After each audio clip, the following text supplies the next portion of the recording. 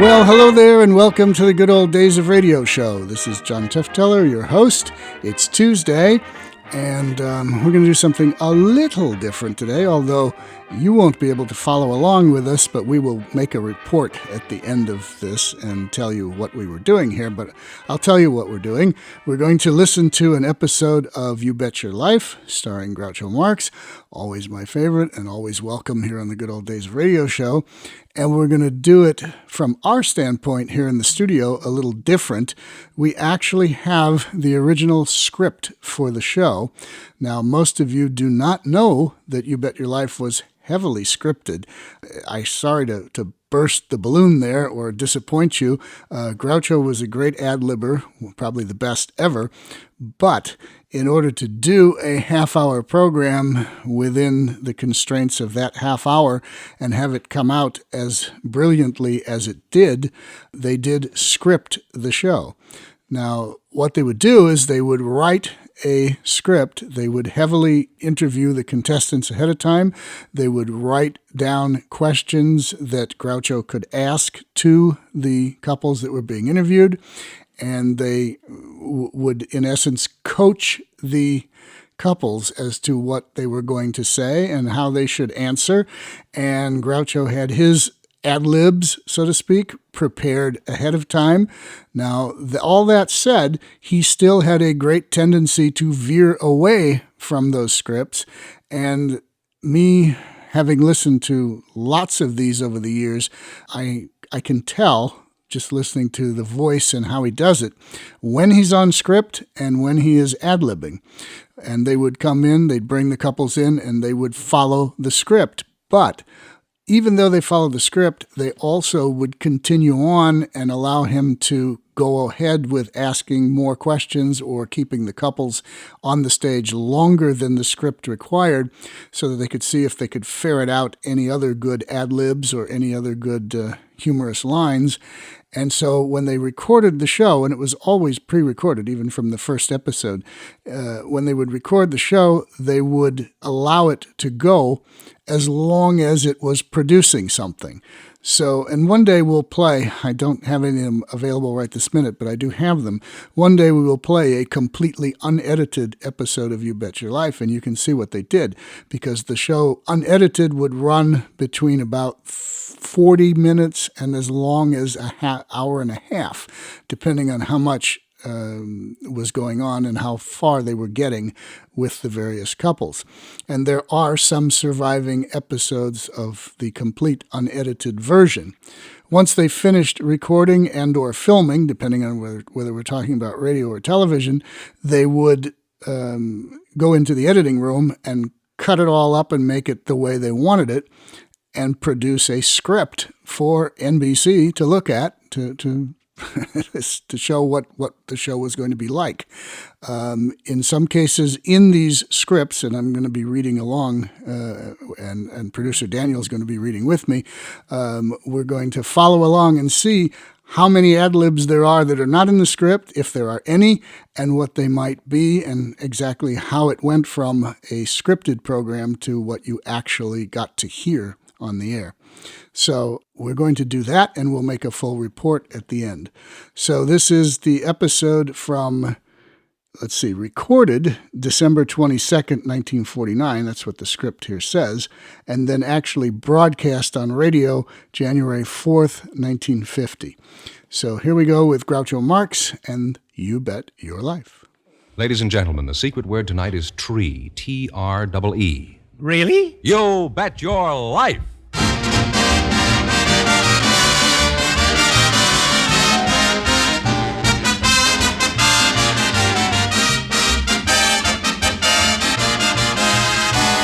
The DeSoto Plymouth Dealers of America present Groucho Marx in You Bet Your Life, the comedy quiz series produced and transcribed from Hollywood. And here he is, the one, the only... Groucho! When did he get out? Oh, that's me, Groucho Marx!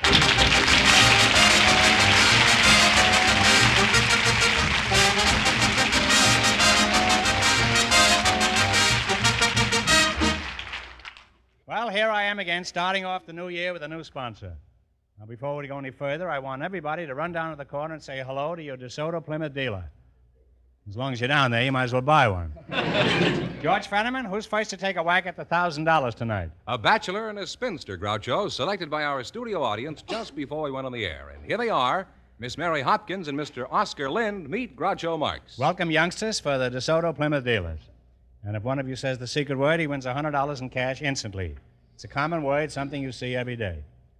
Miss Hopkins, Mary Hopkins. That's right. You're a spinster? Yes, I am. Where are you from, Mary? Well, originally from Newark, New Jersey. Why'd you leave there? Weren't there any eligible bachelors in Newark? No, I came out to California with the Prudential Insurance Company. Well, that's good policy to follow, I think. The best. Oscar Lind, is that right? That's right. You related to Jenny Lind? She's my sister. I have a sister by that name. But not the other Jenny No, Lind. no. You're a bachelor, and where are you from, Batch? Well, I'm originally from Chicago. Why'd you leave? Weren't there any eligible spinsters there? Oh, yes, there were. That's why I left. How old are you? I'm 51. 51. And Miss Hopkins? Close to 40.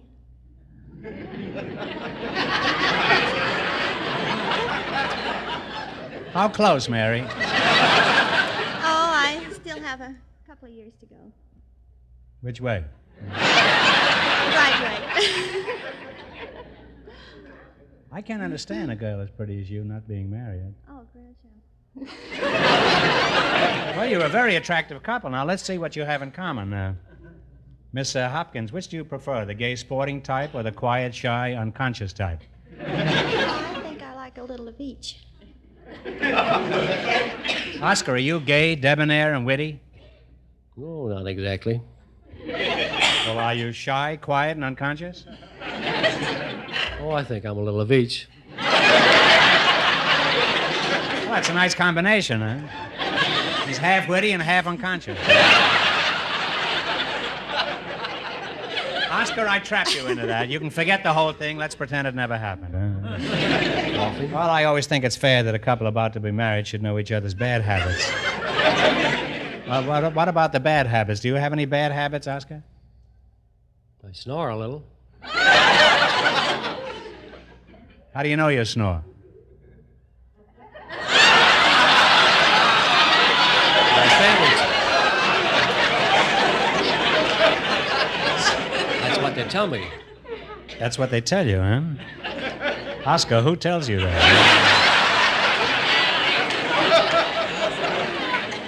My family. Your family? You mean Jenny Lind comes in and tells you your family? Where does Jenny Lind live? Over in Englewood. And you snore clear across town, huh? Well, you're both good kids, and inasmuch as you'll soon be married in just 1 minute, you're going to have a chance to make $1,000.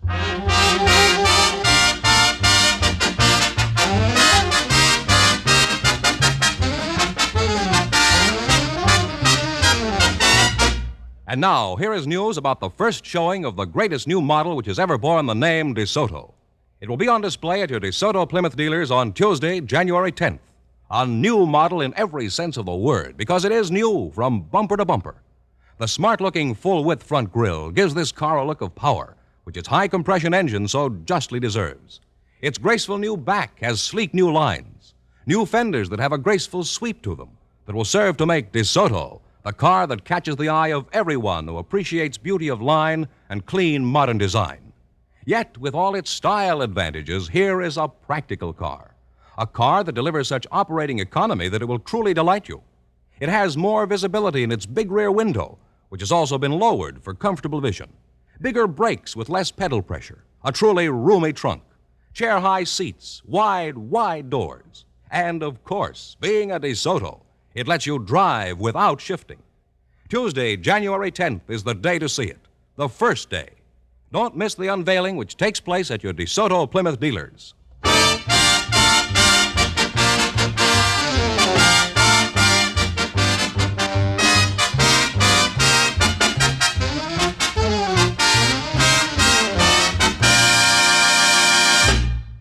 Now, let's see if you two are going to be our winning couple and get a chance at the DeSoto Plymouth $1,000 question. Fenneman, tell them the rules. Each of our three couples has $20. They bet as much of that 20 as they want on each of 4 questions.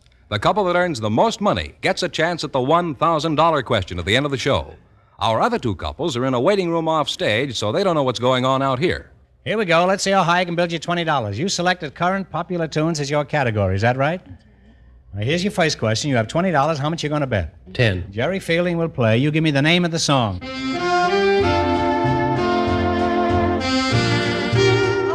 Gentle People. Come on, out the whole title now. Dear Hearts and Dear Gentle Heart and Gentle People is right. And they're on their way. They have $30, Groucho. Now you've got $30. Remember, you're going for $1,000 tonight. How much of the $30 will you try? 20. What is the name of this song? Don't Cry Joe. Don't Cry Joe is correct. They're climbing, Groucho. They have $50. All right, you're climbing. You got $50. Here's your third question. How much of the 50 will you try? 30, 40. Talk up. Remember, you're going to be married soon, so you'll have to start talking to each other. 40. You're going to try $40. Give me the title of this song. Play, Jerry.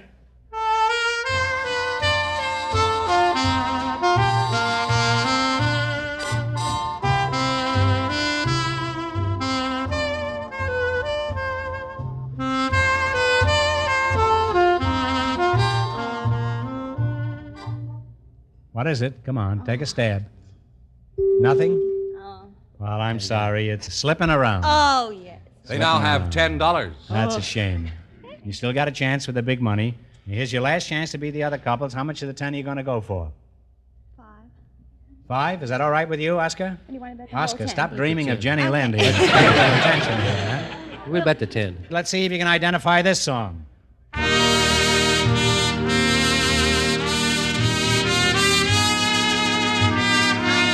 I Can Dream. I Can Dream, Can I is correct. And they wind up with $20. You wound up with $20.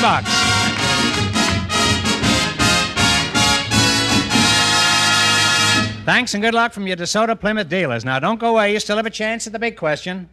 Groucho, the secret word is still tree. I know it, George. Perhaps the next couple will say it, though.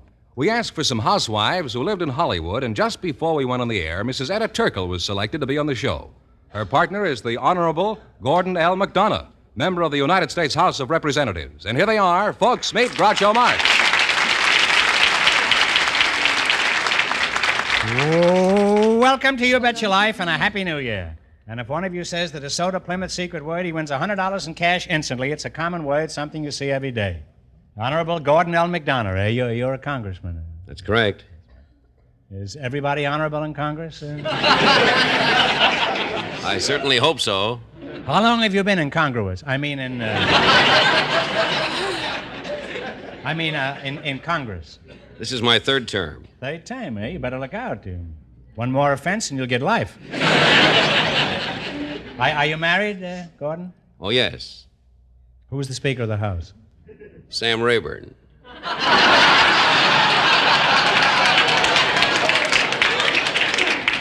Now, come now. You're not married to Sam Rayburn.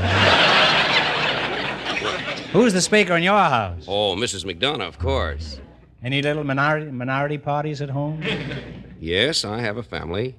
How many squawkers do you have, Gordon? 7. Raising your own votes, eh?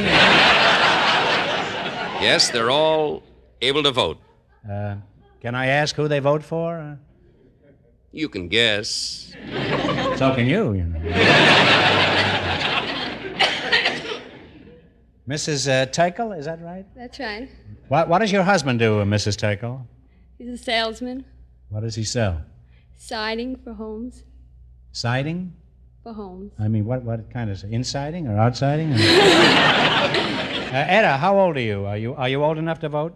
Yes. How long have you been voting? 15 years.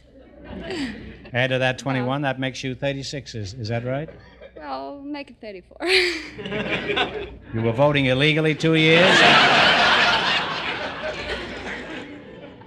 As a voter, do you feel there's anything wrong with the country, Etta? Well, I think so. Nothing serious. No. Well, What? taxes are going up. Employment is going down? Well, look, Etta, if you feel that way about it, why don't you squawk about it? I do. Who do you squawk to? My husband.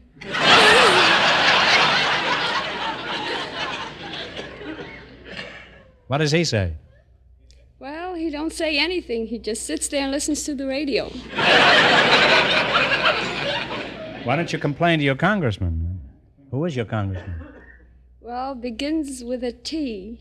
I'm not sure of his name. Is it Truman? No, he's from Missouri. Didn't you say you lived in Hollywood? Yes. Well, shake hands with your congressman. Why'd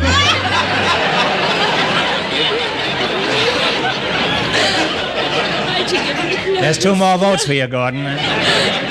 Didn't you know that Mr. McDonough was your representative in Washington? I had no idea. Can you tell me who played Rhett Butler in Gone with the Wind? Clark Gable.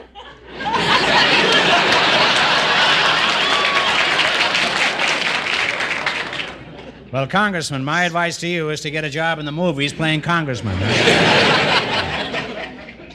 What is your party, Etta? You don't have to answer that, but if you don't, we throw you in jail. I don't pick the party, it's the man. You voted for Clark Gable, huh? Now, Mrs. Tickle, I don't mean to be too hard on you. Most of us don't know our congressman. In fact, if it wasn't for Barclay's marriage, I wouldn't know it was vice president.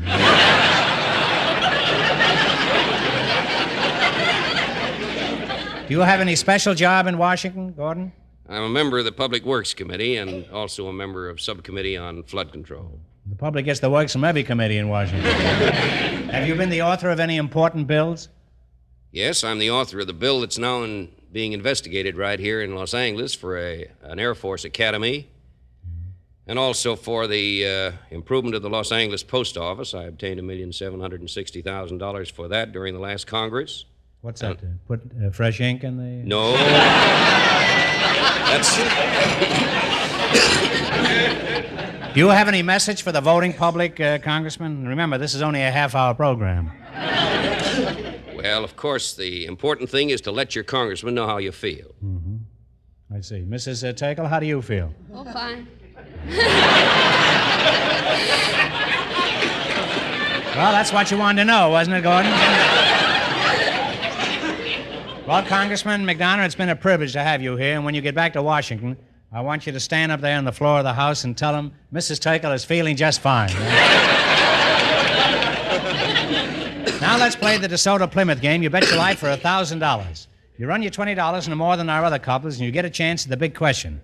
I can't tell you how much our first couple won, but George is off stage to remind our listeners. The Bachelor and the Spinster won $20. Here we go. Let's see how high I can build you $20. You selected nicknames of states as your category. Is that correct? That's right. All right. Now, here's your first question. How much of the 20 are you going to shoot for? 10. All right. What state is known as the Hoosier State? Indiana. Indiana is right. And they're on their way, Groucho, with $30. Oh, remember, you're going for $1,000 tonight. How much of the 30 are you going to try? 20. Agreeable. All right. What state is known as the Free State? It's a tough one. Mrs. Tickle, you can think, too, you know. Oh, I just can't... Well, I'm sorry. The bell is tolled, and it's Maryland. Now you only have $10. Is that right? Right. $10. How much you going to try now? 10. $10. Okay. What state is known as the Show Me State? Missouri. Missouri is correct. And they're on their way again. They have $20. All right. Now you're climbing. You got $20. How much you going to try of the 20? 20. What state is known as the Bluegrass State? Kentucky. Kentucky is right. And they wind up with a grand total of $40.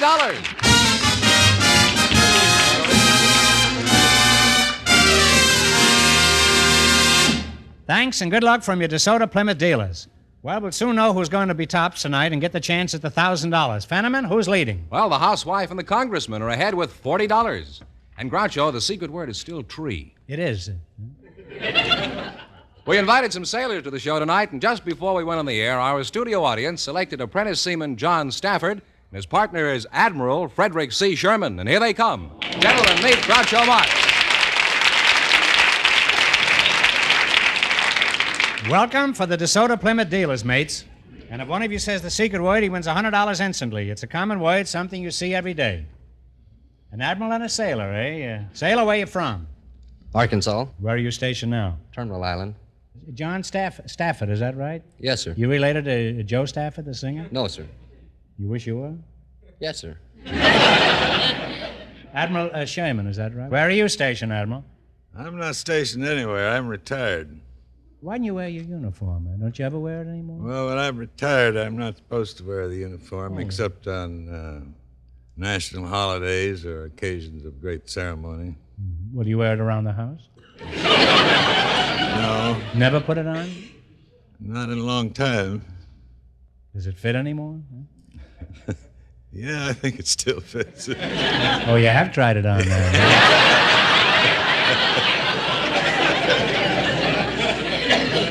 Oh, by the way, do you kids know each other?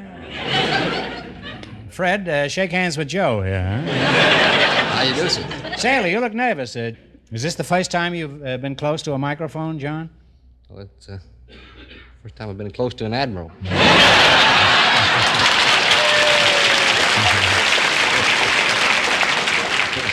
Say, the admiral looks a little nervous, too. Maybe he's never been this close to a sailor.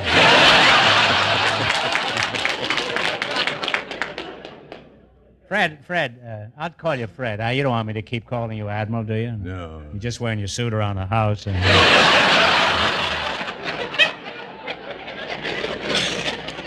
this is not said in any derogatory sense, Fred, but what kind of an admiral are you? Well, I'm what they call a full admiral. You mean you just ate?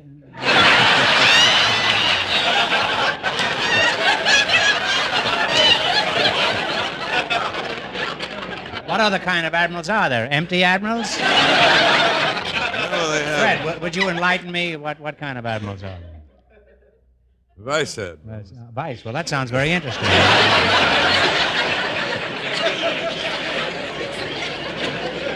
John, what is your title in the Navy? Seaman apprentice. How long have you been in the service? It's several months.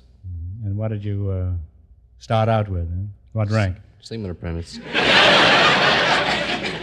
Well, don't look now, but your rank is dragging. Huh?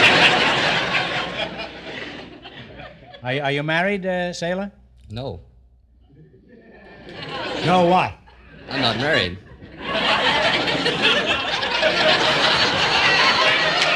Is that the way you bring up these sailors, Admiral?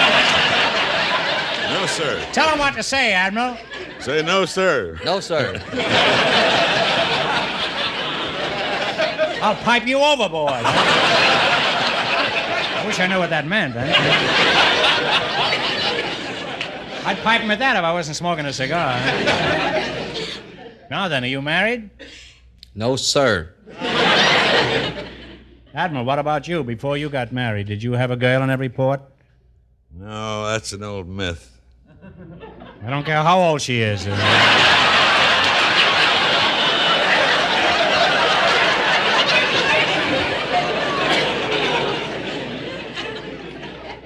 You didn't have a girl in every port? Did you have some port in every girl? Admiral Sherman, how long have you been in the Navy?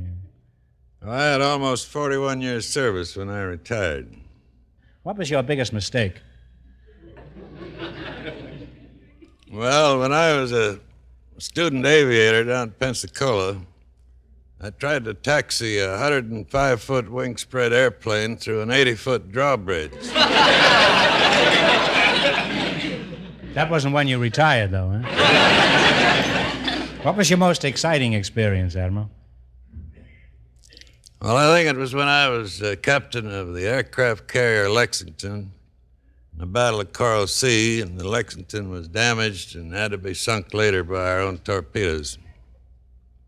What was your biggest thrill, Admiral? When I stood on the bridge of the Missouri in Tokyo Bay and watched the Japanese sign the surrender terms at the end of World War II.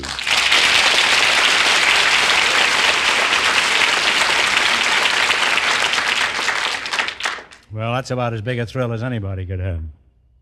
I didn't know you were quite that much of a war hero.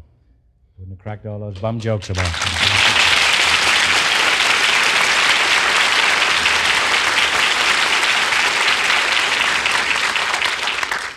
You're going to have quite a job following this chap here, sailor. Yes, sir. Now, sailor, come down out of the rigging. I want to ask you a few things. In your Navy career, what was your most harrowing experience? Well, I guess that was the time I forgot to salute an officer. You're lucky they didn't make you walk the plank, eh? Did you get a demotion? Oh, no, they can't do that to me.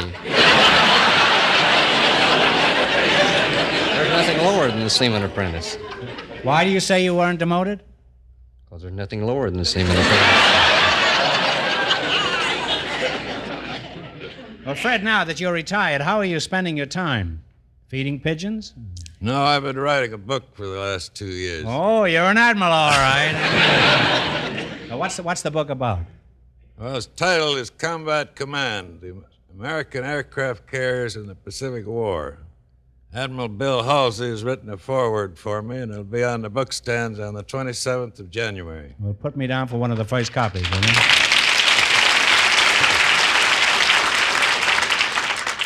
Anybody doesn't buy a copy, we'll have him court-martialed. You have any advice that would benefit our sailor here, Admiral? Well, yes, I'd advise him to make the most of his opportunities in the Navy by advancing himself, going through the trade schools, and taking the correspondence courses which are available to everybody in the Navy. What about you, sailor? Sailor, what advice have you got for the Admiral here?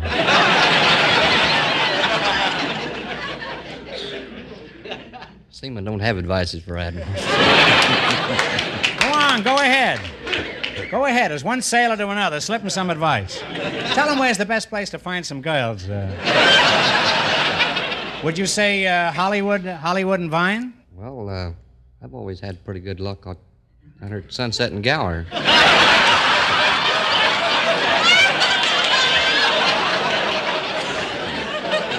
Well, there you are, Admiral.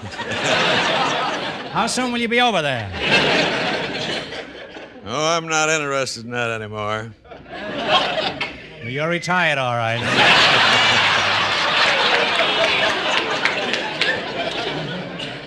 Well, I must say that the Navy has acquitted itself admirably here tonight. Now, gentlemen, you're going to weigh anchors for the DeSoto Plymouth $1,000 question. You run your $20 into more than the other couples, and you get a chance at the big money. Fenneman, remind our listeners who's ahead. The housewife and the congressman are ahead with $40. Here we go. Let's see how high I can build you $20. You selected Smiths and Jones as your category. Now, you have $20. How much do you want to try? 10. I think we can gamble on 10, yes, sir. What is the name of the Jones girl who recently married David O. Selznick? Jennifer, wasn't it? Jennifer Jones is right. Yes, they're on their way with $30, Groucho. How much of the 30 will you try? 15. 50. 15, huh? Okay. What was the name of the famous Smith who was a friend of Pocahontas? John Smith. Captain John Smith is right. They're climbing now. They have $45. All right, you got $45. How much you going to try? Here's your third question. 20. I think 20 be, yes. 20. What is the first name of the former golf champion named Jones? Bobby. Bobby Jones is right. They're really on their way now. They have $65. All right, you're shooting along with $65, and here's your last chance now to beat the other couples. How much of the 65 you going to shoot? 30. 35. Stick with 30. 30 then. 30.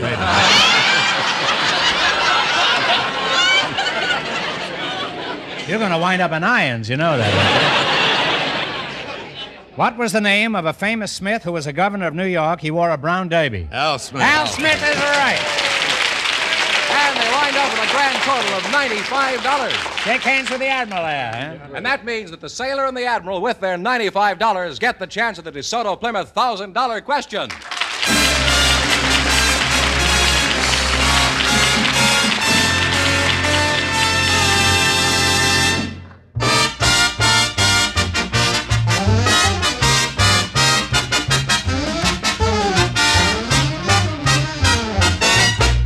Yes, no matter what make of car you now drive or expect to buy, don't make a decision until you visit your DeSoto Plymouth dealer on Tuesday, January 10th. For that is the big day to see this truly new model, the new DeSoto. A car with feature after feature that's new. A car whose beauty of line and great performance will do more than all the talk in the world to thrill you and your entire family. A car so smartly designed that you'll want it standing in front of your home. A car so skillfully designed that it brings a whole new concept of driving ease, of roominess. As for economy of operation, here again, mere words cannot do justice to the power at your command of its high-compression engine, to its long-life valves that add thousands of trouble-free miles to your driving pleasure, to its bigger, easier-to-apply brakes, to the tiptoe hydraulic shift and fluid drive that lets you drive without shifting. This year, more than ever before, it's DeSoto that is pointing the way to automotive beauty, economy, comfort, with not just a few changes, but an entirely new model. So next Tuesday, January 10th, make sure you see this new DeSoto at your DeSoto Plymouth dealers.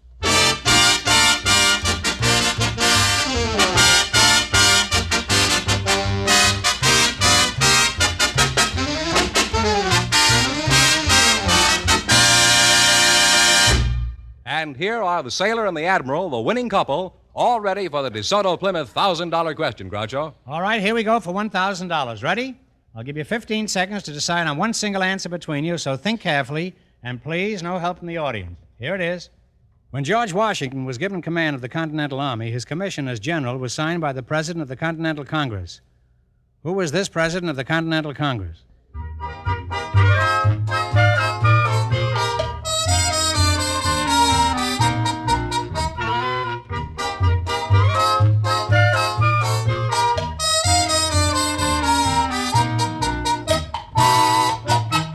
Okay, what is the answer you two have decided upon? I think it was John Adams. No, I'm sorry. It was John Hancock. So that means the big question next week will be worth $1,500. Well, you lost the big money, but you won $95 in the quiz. Congratulations and thanks to both of you.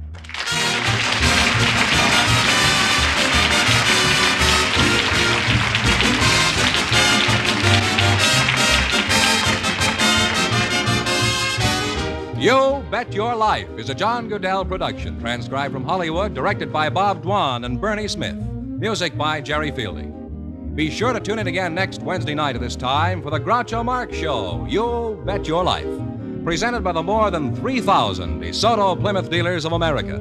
And remember, all dealers who sell DeSoto also sell Plymouth. Two great cars, both products of the Chrysler Corporation.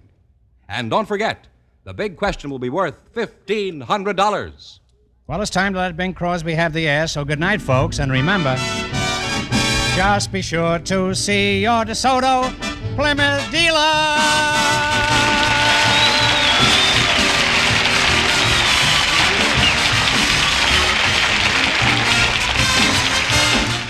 Here's a reminder from the National Safety Council. When driving your car, don't depend on the other guy. Suppose he's depending on you.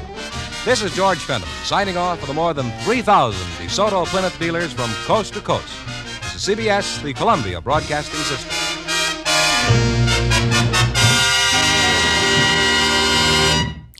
Okay, well, very interesting to follow along the script that was written before the actual broadcast, because you can see where his ad-libs were real ad-libs and where they were actually written for him. There's a number of little passages within the script that do not appear on the recording. Now, what we don't know for sure is if they appear in the unedited version, because you're listening to the final version as it was on television, and there are some references to things within the script that could very possibly be written down based on the recording session itself. We don't know that unless we can find the unedited version. One interesting thing when they get to the final question, and all the questions that Groucho gives the contestants, none of those are in the script.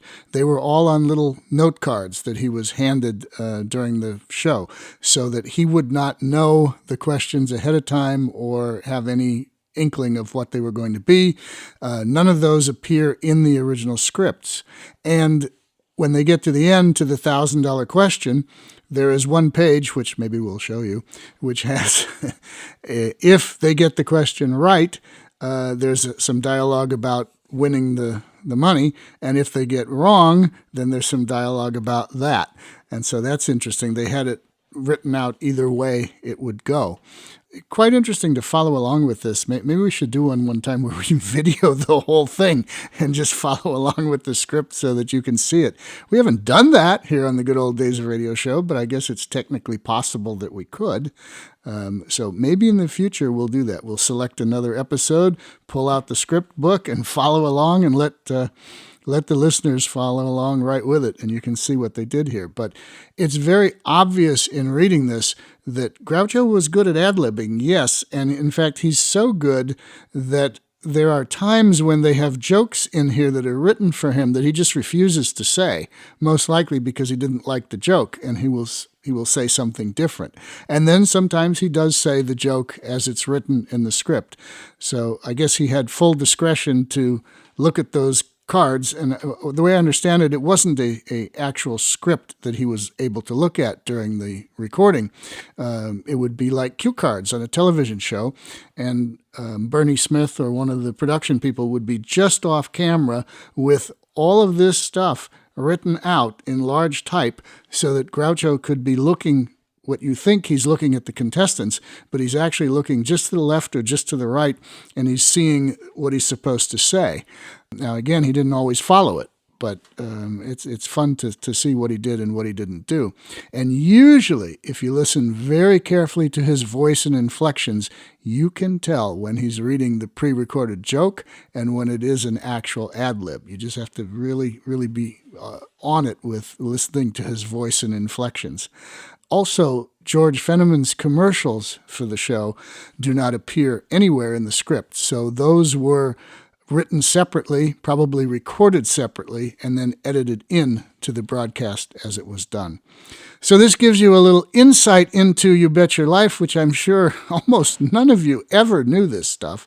I knew some of it just from my time with Groucho and working on the book, The Secret Word is Groucho, in 1976, but I didn't have any scripts to compare to back then.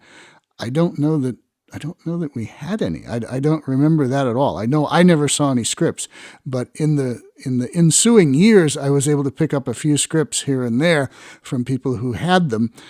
So I did have a few, but this new find with this volume of all these scripts, actually 2 volumes, makes it quite interesting and quite fun to be able to follow along with the show. So maybe we'll figure out a way to do that for the future, where you can see the script as they're doing the show and see for yourself and follow along. It'll be the video Good Old Days of Radio show for that particular episode. Okay, that is it. Groucho Marx and You Bet Your Life from January 14th, 1950. CBS for their new sponsor, DeSoto Plymouth Dealers. DeSoto Plymouth came on with the show in the fall of 1949. It went from CBS to NBC when they went to television in 1950. All right, this is John Tefteller in the Good Old Days of Radio show. Tune in. Listen again, tune in. If you have a radio that actually picks this up, I would be really surprised. But tune in again next this coming Thursday for the creepy, scary, horror-type supernatural shows that we're doing, and then back again on Tuesday with more comedy, drama, or variety we shall see. Okay, goodbye.